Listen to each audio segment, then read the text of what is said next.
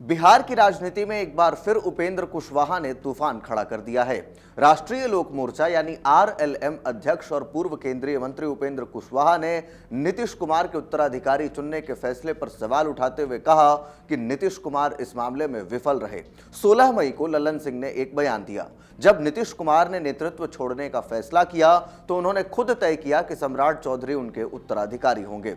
वह केवल भारतीय जनता पार्टी के पसंद नहीं थे, बल्कि उन्हें नीतीश कुमार का आशीर्वाद प्राप्त था। ऐसे में ललन सिंह के बयान के अनुसार उपेंद्र कुशवाहा ने नीतीश कुमार पर निशाना साधते हुए कहा है कि सम्राट चौधरी को मुख्यमंत्री बनाना नीतीश कुमार की बड़ी रणनीतिक चूक साबित हो सकती है। कुशवाहा का यह बयान एनडीए के अंदर चल रही अंदरूनी खींचतान को साफ तौर पर उजागर करता है। 20 जून को अमर उजाला को दिए गए एक इंटरव्यू में कुशवाहा ने कहा, हर बड़े नेता की जिम्मेदारी होती है कि वह अपने बाद नेतृत्व तैयार करे, लेकिन इस मामले में नीतीश कुमार चूक गए। हम अपनी ओर से यह कहना चाहेंगे कि नीतीश कुमार जी के ऊपर यह जवाबदेही थी कि अपने बाद किसको लाना चाहते हैं। उसमें उपेंद्र कुशवाहा ही फिट था, हम यह नहीं बिल्कुल नहीं कह रहे हैं, कोई और भी हो सकता था। जो क्राइटेरिया आप बता रहे हैं लव कुश या जो नीतीश कुमार जी का फॉलोइंग, उसमें और कोई भी हो सकता था। किसी को लाना चाहिए था जो नीतीश कुमार जी ने नहीं किया। एक तरह से नीतीश कुमार जी की चूक है। उनका यह बयान बिहार की सियासत में तहलका मचा रहा है। उपेंद्र कुशवाहा लंबे समय से नीतीश कुमार के करीबी रहे हैं, लेकिन हाल के वर्षों में दोनों के बीच दूरी बढ़ती गई है। सम्राट चौधरी के मुख्यमंत्री बनने के बाद कुशवाहा ने खुलकर सवाल उठाना शुरू कर दिया है। उनका मुख्य मुद्दा यह है कि नीतीश कुमार ने जदयू के भीतर या अपने गठबंधन के किसी अनुभवी नेता को उत्तराधिकारी नहीं बनाया, बल्कि भाजपा के सम्राट चौधरी को सीधे सत्ता सौंप दिया। क्या कुशवाहा का कहना है कि नीतीश कुमार ने भाजपा को बिहार में बहुत मजबूत बना दिया है, जिससे छोटी पार्टियों और जदयू की प्रासंगिकता खतरे में पड़ गई है। आइए 3 प्रमुख पॉइंट्स के माध्यम से कुशवाहा के बयान को समझने की कोशिश करते हैं। सबसे पहले भाजपा की बढ़ती ताकत और जदयू का कमजोर होना। उपेंद्र कुशवाहा का सबसे बड़ा आरोप यह है कि नीतीश कुमार ने सम्राट चौधरी को सीएम बनाकर भाजपा को बिहार में स्थायी ताकत बना दिया। सम्राट चौधरी कुर्मी कोयरी समुदाय से आते हैं, जो नीतीश कुमार का कोर वोट बैंक रहा है। कुशवाहा कहते हैं कि नीतीश कुमार ने खुद अपनी पार्टी की कमर तोड़ दी। अब जदयू ताश के पत्तों की तरह बिखरने वाली है। कुशवाहा का इशारा है कि नीतीश कुमार को जदयू के किसी नेता जैसे ललन सिंह या अन्य को आगे बढ़ाना चाहिए था, न कि भाजपा के हाथों सत्ता सौंपनी चाहिए थी। दूसरी बात, कुशवाहा समाज पर कब्जे की लड़ाई भी है। कुशवाहा और सम्राट चौधरी दोनों ही कोयरी कुशवाहा समुदाय से आते हैं।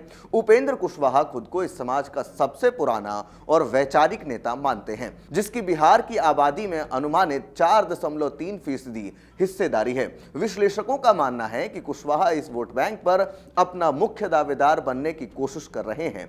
उनका तर्क है कि कुशवाहा समुदाय ने वर्षों से नीतीश कुमार के नेतृत्व का समर्थन करने में महत्वपूर्ण भूमिका निभाई है। उत्तराधिकार के मुद्दे पर चिंता जताकर कुशवाहा अपने समर्थकों को यह संकेत दे रहे हैं कि वह समुदाय के हितों की रक्षा करने में सक्षम एक सक्रिय राजनीतिक शक्ति बने हैं। सम्राट चौधरी के सीएम बनने से कुशवाहा की राजनीतिक प्रासंगिकता पर सीधा खतरा मंडरा रहा है। कुशवाहा समाज में अब सत्ता और विकास का चेहरा सम्राट चौधरी बन गए हैं। इससे उपेंद्र कुशवाहा की पार्टी आरएलएम और उनका व्यक्तिगत वर्चस्व कमजोर पड़ रहा है। कुशवाहा इसी बात से असहज हैं और इसे नीतीश कुमार की चूक बता रहे हैं। तीसरा पॉइंट है एनडीए में बढ़ती अंदरूनी खींचतान। कुशवाहा का बयान एनडीए के अंदर चल रही अशांति को भी दर्शाता है। आरएलएम को एमएलसी टिकट और बेटे दीपक प्रकाश को मंत्री पद बचाने के लिए संघर्ष करना पड़ रहा है। कुशवाहा कहते हैं कि सम्राट चौधरी के सीएम बनने के बाद छोटी पार्टियों को तवज्जो नहीं मिल रही। उन्होंने संकेत दिया कि भाजपा अब जदयू को पूरी तरह हजम करने की तैयारी में है। एनडीए में सब ठीक नहीं चल रहा है, यह बात कुशवाहा के बयान से साफ हो गई है। नीतीश कुमार का बचाव भी अब किया जा रहा है। जदयू के कई नेता कुशवाहा के बयान का विरोध कर रहे हैं। ललन सिंह जैसे नेताओं का कहना है कि नीतीश कुमार ने खुद सम्राट चौधरी को उत्तराधिकारी चुना था। यह कोई चूक नहीं बल्कि सोची समझी रणनीति थी।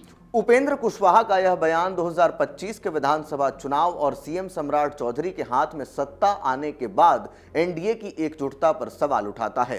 कुशवाहा आरएलएम के विलय का प्रस्ताव ठुकरा चुके हैं और अब खुलकर अपनी ताकत दिखा रहे हैं। विश्लेषकों का मानना है कि कुशवाहा अपनी पार्टी को मजबूत स्थिति में लाना चाहते हैं। सम्राट चौधरी के सीएम बनने से उन्हें सबसे ज्यादा खतरा महसूस हो रहा है। एनडीए में अभी सब कुछ ठीक नहीं चल रहा है। सम्राट चौधरी के सीएम बनने के बाद जदयू के कई नेता असंतुष्ट हैं।